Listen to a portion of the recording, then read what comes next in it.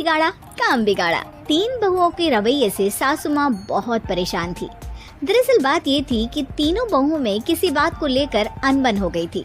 तब से ही तीनों एक दूसरे से मुंह फुलाए रहती थी। ना कोई सीधे मुंह किसी से बात करती, ना किसी का कहना मानती। पड़ोसी भी इस बात को जानते थे और जाने कैसे कैसे बातें भी करते। इसीलिए सासू माँ ने तीनों बहुओं को तुरंत अपने कमरे में बुलाया। मैं कई दिनों से देख रही हूँ, तुम तीनों अलग अलग सारे काम कर रही हो। ये सब नहीं चलेगा, तीनों को मिलकर ही काम करना पड़ेगा। सास की बात सुनकर एकदम से बड़ी बहू बोल उठती है। नहीं मम्मी जी, मैं इन दोनों के साथ कुछ नहीं कर सकती। मैं इस घर की बड़ी बहू हूँ, फिर भी ये मेरा कहना बिल्कुल भी नहीं मानती। अरे जेठानी जी, जानबूझकर मुझे डबल काम करवाती है आप। और छोटी मुझसे टेढ़े मुंह ही बात करती है। इन दोनों के बीच हमेशा सैंडविच बन जाती है मेरी, और मैं हमेशा आलू की तरह बीच में मसली जाती हूँ।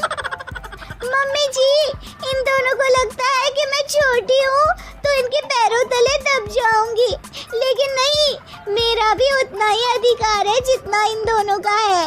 बड़ी आई दोनों मेरी चुगली करने के लिए, मुझे क्या कम समझ रखा है।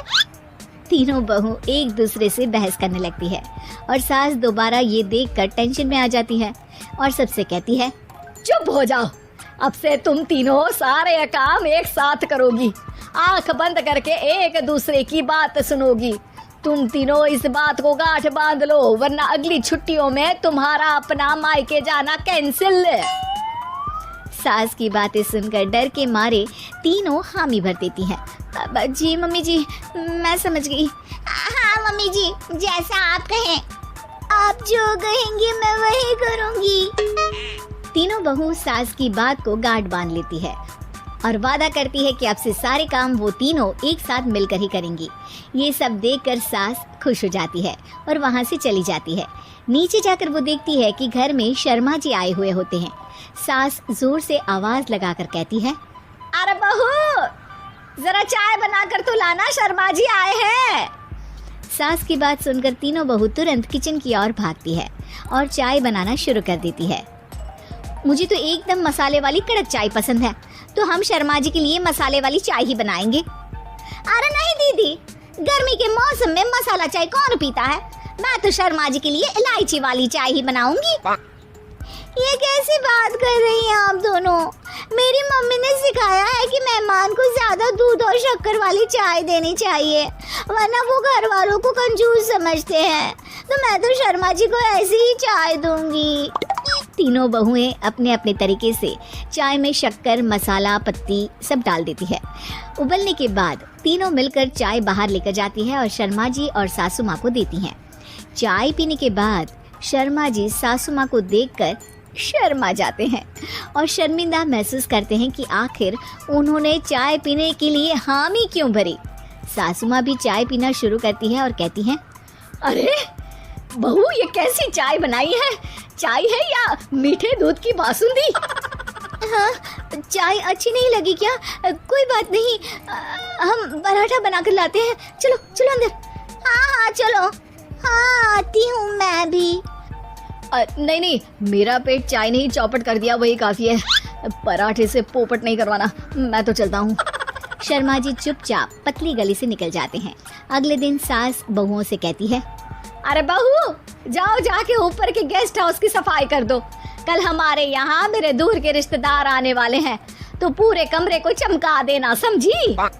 तीनों बहू सास की बात को मानकर ऊपर सफाई करने चली जाती हैं और तीनों कमरे की सफाई चालू कर देती है।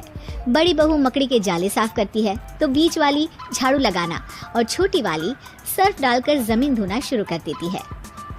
अरे दीदी, जेठानी जी, अभी मैंने पूरी फर्श धोई और आप फिर से धूल नीचे गिरा रही हैं। और मछली जेठानी जी, आप भी ना झाड़ू की धूल यहाँ छटक रही हैं। अरे तीनों को साफ करना है, एक साथ सफाई करते हैं ना। अरे वही तो, हम साथ साथ हैं, घर साफ साफ है। तीनों बहू ऐसे ही काम में उलझ जाती है और 2 घंटे तक एक ही कमरे की सफाई करती रहती है। बहुत देर से अपनी बहुओं को ना देखने के कारण सास ऊपर कमरे में उन्हें देखने जाती है, लेकिन कमरे में घुसते ही वो गीली फर्श पर फिसलने के कारण नीचे गिर जाती है। ओरी मोरी मैया, हड्डी मरोड़ के रख दी। आए मेरी तो कमर ही टूट गई रे। तीनों बहुएं सास को उठाती हैं और बिस्तर पर सुला देती है। अरे मेरे हाथ पैर दर्द कर रहे हैं, दबा दो आराम मिलेगा। हाँ जी माँ जी। अरे जी माँ जी। और तीनों बहुएं एक साथ सास के हाथ को दबाना शुरू कर देती है। माँ की तो चीख ही निकल जाती है और नतीजा ये होता है कि सास के बचे हुए शरीर में भी दर्द उठ जाता है। हाय राम, ये क्या कर दिया तुम तीनों ने। अरे मेरी तो किस्मत ही फूटी है कि तुम जैसी बहुएं मुझे मिली। हे भगवान, पूरे शरीर में दर्द बढ़ गया है। अब तो पता नहीं कि चल भी पाऊंगी या नहीं। माफ करो, मुझे गलती हो गई मुझसे कि तुम तीनों को एक साथ काम करने के लिए बोला। सोचा था तीनों मिलके अच्छे से काम करेगी, लेकिन बड़े बुजुर्ग सही कहते थे कि 3 तिगाड़ा काम बिगाड़ा। तुम लोगों ने ये बात ना आज साबित करके दिखा दी। तुम तीनों को तो समझाना यानी मानो भैंस के आगे बीन बजाना है। तुम्हें अकेले अकेले काम करना है ना, तो अब से तुम अकेले ही अपना अपना काम करो। तीनों बहुएं वहाँ से जाने लगती है। अरे कहाँ जा रही हो? आप ही ने तो कहा कि अपना अपना काम करो, तो मुझे मुल्तानी मिट्टी लगानी है। अरे मुझे भी तो नेल पॉलिश लगानी है। मुझे ना मेहंदी लगानी है। सास अपना सर पीट लेती है और कहती है, अरे मुझे भी लगाना है कुछ। क्या माँ जी? तुम्हारे घर वालों को फोन तुम्हारी हरकतें बताने के लिए।